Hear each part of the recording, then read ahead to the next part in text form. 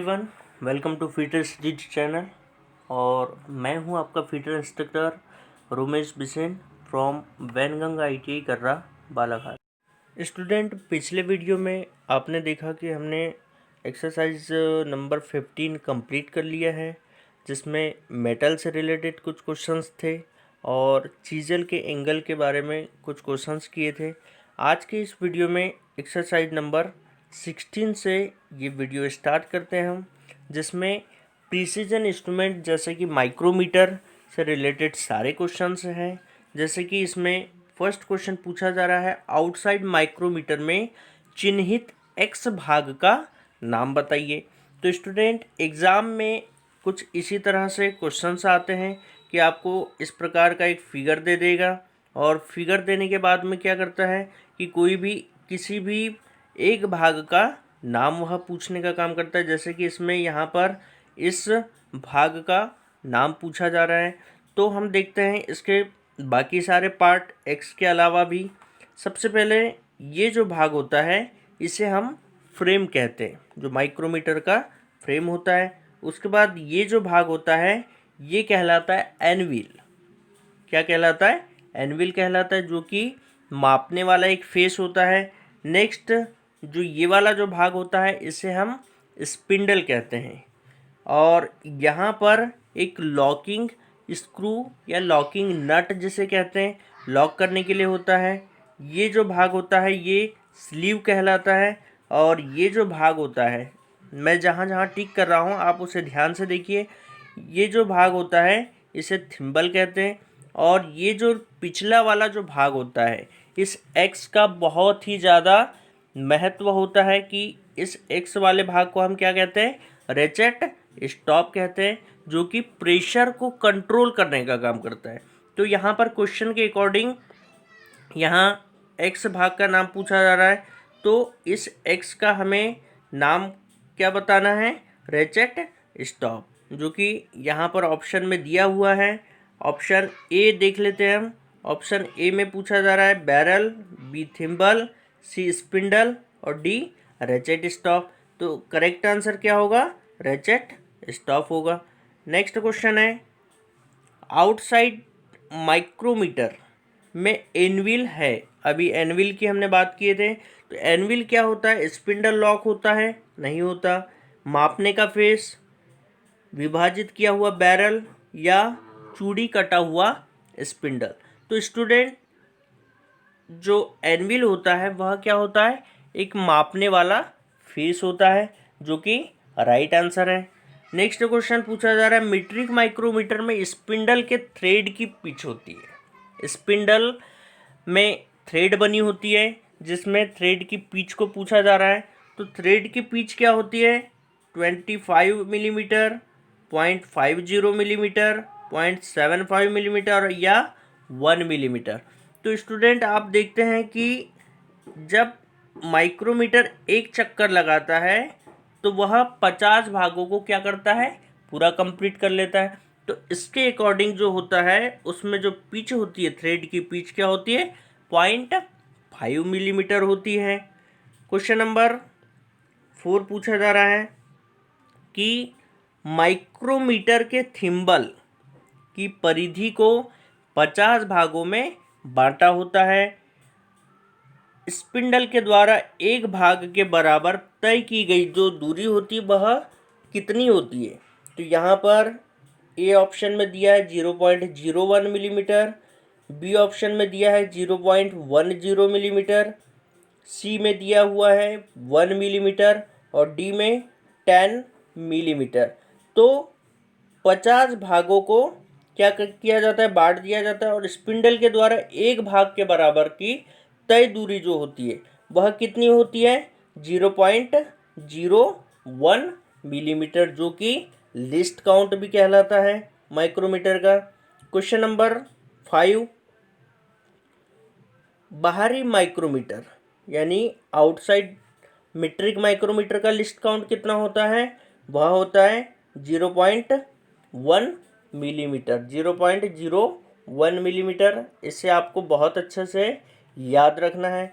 अब question number 6 जो कि दिया हुआ है रीडिंग से रिलेटेड, आपको इस क्वेश्चन को बहुत ही अच्छे से समझना है स्टूडेंट कि यहाँ पर क्या पूछा जा रहा है।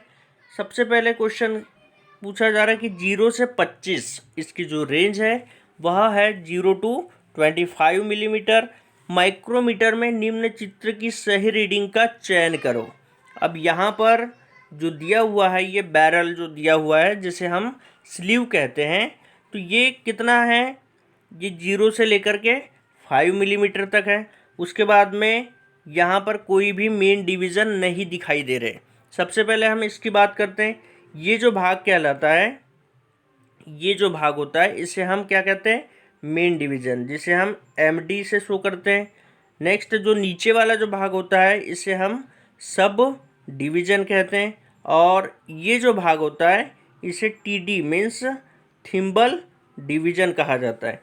इन सब के मान भी अलग अलग होते हैं। जैसे कि मेन डिवीज़न का जो मान होता है वह होता है 1 मिलीमीटर, 1.00 मिलीमीटर हम लिख सकते हैं। नेक्स्ट सब डिवीज़न का मान कितना होगा, 0.01 मिलीमीटर। और थिम्बल जो डिवीज़न का मान होता है वह होता है 0.50 यानी कि 50 मिलीमीटर, जिसे 5 mm बोला जा सकता है, 0.5 mm बोला जाएगा। तो इस प्रकार से स्टूडेंट यहाँ पर इसकी रीडिंग बतानी है।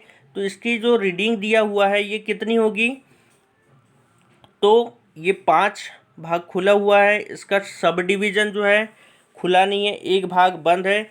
तो उस कंडीशन में हम क्या करते हैं, इसका जो मान लिखते हैं वह होता है 5.50 मिलीमीटर। या क्योंकि ये वाली जो लाइन है ये 0 से मैच कर रही है और यहाँ पर कोई भी सब डिवीज़न नहीं खुला है, तो उस कंडीशन में ऐसे रीडिंग आपको जब आती है तो उस कंडीशन में आपको लिखना है 5.50 मिलीमीटर। नेक्स्ट क्वेश्चन है क्वेश्चन नंबर 7 कि 0 सही रीडिंग का चयन करें। अब यहाँ पर एक क्वेश्चन दिया हुआ है कि माइक्रोमीटर में सही रीडिंग का चयन करना है। तो यहाँ पर क्या दिया हुआ है, 0 से लेकर के 1 जो है मेन डिवीज़न खुले हुए हैं, उसके बाद में नीचे के सब डिवीज़न 1 और ये 2 लाइनें दिखाई दे रही है आपको। और उसके बाद थिम्बल डिवीज़न कितना है, 10, 11, 12 और ये 14 तक दिया हुआ है। अब यहाँ पर क्या करते हैं स्टूडेंट, हम 14 + 50 को क्या कर देते हैं, प्लस कर देते हैं। तो आंसर क्या आ जाएगा हमारा, 1.50 + 14 यानी कि 64। तो इस प्रकार से हमारा जो करेक्ट आंसर होगा वह होगा 1.64 मिलीमीटर। क्वेश्चन नंबर 8 पूछा जा रहा है कि 0 से 25 माइक्रोमीटर में सही रीडिंग का चयन करें। अब यहाँ पर 0 से 25 जो माइक्रोमीटर है, यहाँ पर सिर्फ जो मेन डिवीज़न है वह 0 दिखाई दे रहा है और जो थिम्बल डिवीज़न है उसका भी जो मान है वह भी 0 है। बाकी सब डिवीज़न क्या है, पूरा खुला हुआ है। सब डिवीज़न क्या है, और इसके ऑप्शन दिए हुए हैं। ए दिया हुआ है 0.50 मिलीमीटर, 0.85 मिलीमीटर, 0.89 मिलीमीटर और डी ऑप्शन में दिया हुआ है 1 मिलीमीटर। तो स्टूडेंट यहाँ पर 0 मेन डिवीज़न है और 0 थिम्बल डिवीज़न है, तो सब डिवीज़न कितना जुड़ जाता है, 50 जुड़ जाता है, क्योंकि ये भाग पूरा खुला हुआ है। यहाँ पर दूसरा कोई भी सब डिवीज़न नहीं दिखाई दे रहा है, इसीलिए जो करेक्ट आंसर होगा वह होगा हमारा ऑप्शन ए, जो कि राइट है। क्वेश्चन नंबर 9 पूछा जा रहा है। यहाँ पर भी 0 से 25 मिलीमीटर रेंज का माइक्रोमीटर है। तो यहाँ पर देखते हैं कि जो मेन डिवीज़न है वह कितने हैं, कि 5, 6, 7, 8 यानी कि 8 मिलीमीटर ये खुला हुआ है मेन डिवीज़न। और उसके बाद में ये देखिए आप, ये छोटी सी जो लाइन आपको जो दिखाई दे रही है बहुत ही यहाँ पर इस जो लाइन में दबी हुई है, तो इसको आप ध्यान से देखिए। तो इस प्रकार से ये 9 होता है। मेन डिवीज़न कितना दिया हुआ है, 9 मिलीमीटर दिया हुआ है। 9.00 और उसके बाद में यहाँ पर जो थिम्बल डिवीज़न दिया हुआ है यह 10 मिलीमीटर दिया हुआ है और यहाँ पर सब डिवीज़न दूसरा जो है ये खुला हुआ नहीं है। इस कंडीशन में हम क्या करते हैं, इस कंडीशन में हम 50 को नहीं जोड़ेंगे, तो यहाँ पर जो हमारी रीडिंग जो हो जाएगी वह कितनी होगी स्टूडेंट, वह होगी 9.10 मिलीमीटर। क्वेश्चन नंबर 10 पूछा जा रहा है जो कि इसमें भी माइक्रोमीटर की बात की जा रही है कि 0 से 25 माइक्रोमीटर बाहरी माइक्रोमीटर में एनविल और स्पिंडल आपस में मिलते हैं। अगर थिम्बल स्केल की 0 स्लीव स्केल की 0 से नीचे रहती है, आप इसको ध्यान से देखिए, यदि इस प्रकार से जो यहाँ पर त्रुटि की बात हो रही है तो जो आपका जो थिम्बल स्केल है, थिम्बल स्केल का जो 0 होता है वह यदि स्लीव स्केल की 0 से नीचे रह जाता है, इस प्रकार से वह नीचे रह जाता है तो क्या होगा कि कोई त्रुटि नहीं होगी, 0 त्रुटि होगी या धनात्मक त्रुटि होगी या ऋणात्मक त्रुटि होगी।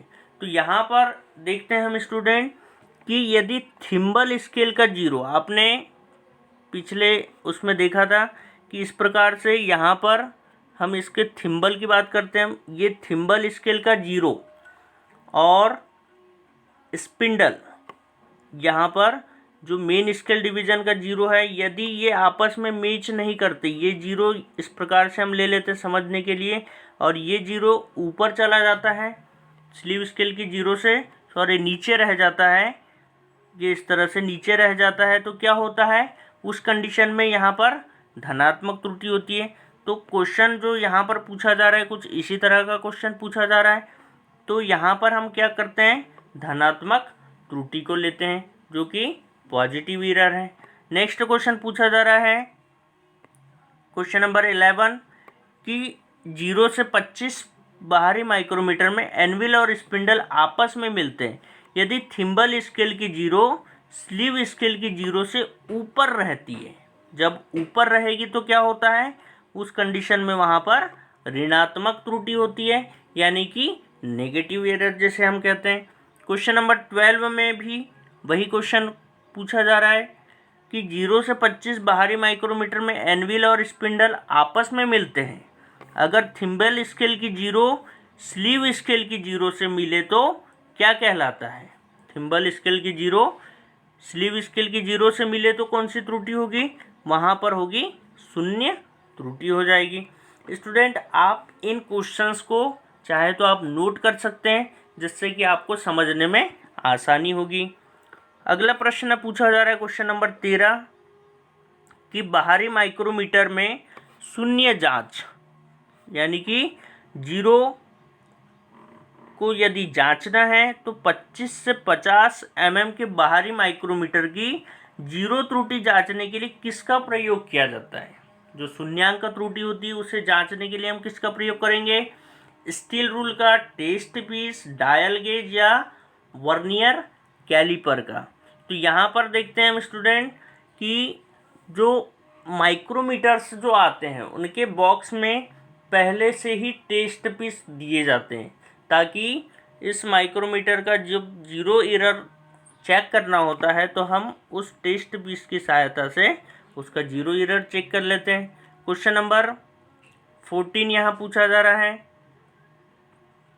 क्वेश्चन नंबर 14 पूछा गया है कि 0 से 25 बाहरी माइक्रोमीटर में एनविल तथा स्पिंडल आपस में मिलने के बाद थिम्बल की 0 बैरल की डेटम रेखा से ऊपर है, इस त्रुटि को कैसे दूर करेंगे। तो यहाँ पर क्वेश्चन कुछ अलग तरह से दिया हुआ है, तो क्या करते हैं हम लॉक नट को समायोजित करते हैं, एनविल पोजीशन को समायोजित करते हैं, या रेचेट स्क्रू को एडजस्ट करना है, या बैरल पोजीशन को एडजस्ट करना होता है। तो बैरल की डेटम रेखा ऊपर है, यहाँ पर पूछा जा रहा है थिम्बल की 0 बैरल की डेटम रेखा से ऊपर है, तो हम क्या करेंगे, बैरल का जो पोजीशन होता है उसे हम मिलाने की कोशिश करेंगे। तो इस प्रकार से हमारा जो राइट आंसर होगा वह होगा ऑप्शन डी हो जाएगा। अब यहाँ पर नेक्स्ट जो दिया हुआ है माइक्रोमीटर त्रुटि, यहाँ पर माइक्रोमीटर एरर्स के बारे में पूछा जा रहा है। तो और क्वेश्चन इसी प्रकार से परीक्षा में कई बार आते हैं। तो सही रीडिंग क्या होगी अगर माइक्रोमीटर में 20.52, तो सबसे पहले हम 20.52 लिख लेते हैं। उसके बाद में पूछा जा रहा है का माप दिख रहा है तथा 0.03 mm की धनात्मक त्रुटि है, धनात्मक त्रुटि है, तो उसकी माप को हम कैसे लेंगे? तो क्या करते हैं स्टूडेंट, जब भी धनात्मक त्रुटि होती है तो उसे हम क्या कर देते हैं, उस मान को घटा देते हैं। तो घटा देने से क्या होगा, जैसे कि यहाँ से हम 1 लिए, 12 में से 3 गया 9, उसके बाद में यहाँ पर बच गए 4, और यहाँ पर होता है, यहाँ से हमने एक उधार लिए थे, तो 20.49 क्या होगा, 20.49 इसकी रीडिंग होगी, जो कि यहाँ पर ऑप्शन बी में दिया हुआ है, जो कि राइट आंसर होगा। तो इस तरह से स्टूडेंट ये जो धनात्मक त्रुटि दिया हुआ है, किसी भी क्वेश्चन में धनात्मक त्रुटि की बात की जा रही है तो वहाँ पर आपको क्या करना है, घटा देना है। नेक्स्ट क्वेश्चन कुछ इसी तरह से पूछा जा रहा है कि सही माप क्या होगा अगर माइक्रोमीटर 45.54 मिलीमीटर की माप दिखा रहा है तथा 0.02 mm की ऋणात्मक त्रुटि है, तो क्या आएगा आंसर? तो यहाँ पर 0.02, इसे हम क्या कर देते हैं, जोड़ देंगे 4 और ये 2 6 हो जाएगा 5, और ये 45.56, यानी कि हम यहाँ पर इस मान को जोड़ दिए क्योंकि यहाँ ऋणात्मक त्रुटि है, तो इसीलिए हमारा जो करेक्ट आंसर होगा वह होगा ऑप्शन डी। क्वेश्चन नंबर 17 पूछा जा रहा है कि उस मापक उपकरण का नाम बताएं जो कि विस्तार छड़ के साथ आता है। विस्तार छड़ क्या होती है, ये एक्सटेंशन रॉड्स होती है। तो इस एक्सटेंशन रॉड के साथ में कौन सा टूल आता है, dial micrometer, depth micrometer, vernier micrometer या आउटसाइड माइक्रोमीटर। तो स्टूडेंट जो एक्सटेंशन रॉड जो आती है वह आती है डेप्थ माइक्रोमीटर के साथ में। क्वेश्चन नंबर 18, हटाई जा सकने वाली विस्तार छड़ें मापने के काम आती है। हटाई जा सकने वाली मीन्स क्या होगा कि इसको हम बार बार निकाल सकते हैं और बार बार हम एडजस्ट भी कर सकते हैं, तो उसी के अकॉर्डिंग इस क्वेश्चन को हटाई जा सकने वाली बोला है। तो यह बाहरी व्यास मापती है, अंदरूनी व्यास, बाहरी लंबाई या गहराई माप के अनुसार। तो यहाँ पर देखते हैं हम कि जो एक्सटेंशन रॉड होती है यह क्या काम करती है, डेप्थ माइक्रोमीटर की बात हो रही तो गहराई की माप को मापने का काम करता है। नेक्स्ट क्वेश्चन पूछा जा रहा है, क्वेश्चन नंबर 19, उस ग्राइंडिंग मशीन का नाम बताइए जिसकी motor shaft, shoulder, grinding wheel से जुड़ी रहती है, जो कि फर्श के साथ जकड़ी रहती है। अब यहाँ पर देखते हैं स्टूडेंट कि क्वेश्चन को काफ़ी ज़्यादा डिफ़िकल्ट करके पूछा है। उस ग्राइंडिंग मशीन का नाम बताइए, जो कि यहाँ पर ये फिगर भी दिया हुआ है। क्वेश्चन को यदि सिंपल तरीके से भी पूछ लेता कि ये जो चित्र दिया हुआ है यह किस मशीन का चित्र है, तो आप बहुत ही आसानी होती है आपको पहचानने के लिए, मगर यहाँ पर इस तरह से पूछा गया है कि motor shaft, shoulder, grinding wheel से जुड़ी रहती है, जो कि फर्श के साथ जकड़ी रहती है। तो इस कंडीशन में ऐसे क्वेश्चंस में कई बार कंफ्यूजन क्रिएट होता है। तो यहाँ पर हम इस चित्र को देख करके क्या करेंगे, हम यहाँ चित्र भी दिया हुआ है, तो ये जो दिया हुआ है स्टूडेंट ये होता है पेडेस्टल ग्राइंडर। कौन सा ग्राइंडर होता है, पेडेस्टल ग्राइंडर होगा। नेक्स्ट क्वेश्चन है क्वेश्चन नंबर 20। क्वेश्चन नंबर 20 में पूछा जा रहा है कि पेडेस्टल ग्राइंडर के एक्स भाग, पेडेस्टल ग्राइंडर के एक्स चिन्हित भाग का नाम बताना है। अब यहाँ पर इस चित्र में इस एक्स चिन्हित भाग का नाम बताना है। तो क्या दिया है? टूल रेस्ट, आँखों का कवच, ग्राइंडिंग व्हील या व्हील गार्ड। तो ये होता है स्टूडेंट टूल रेस्ट, जिसे हम औजार को सहारा देने का काम करते हैं। और ये जो होता है, ये भाग जो आपको दिख रहा है, ये कहलाता है आई शील्ड, यानी कि आँखों की सुरक्षा के लिए। ये होता है व्हील गार्ड, यानी कि व्हील को गार्ड करने का काम करता है। और ग्राइंडिंग व्हील जो आपको ये जो दिखाई दे रहा है, ये है ग्राइंडिंग व्हील। तो इस तरह से स्टूडेंट आज के इस एक्सरसाइज में आपने माइक्रोमीटर का स्टडी किया। नेक्स्ट एक्सरसाइज नंबर 17 यहाँ पूछा जा रहा है, जो कि ड्रिल से रिलेटेड है।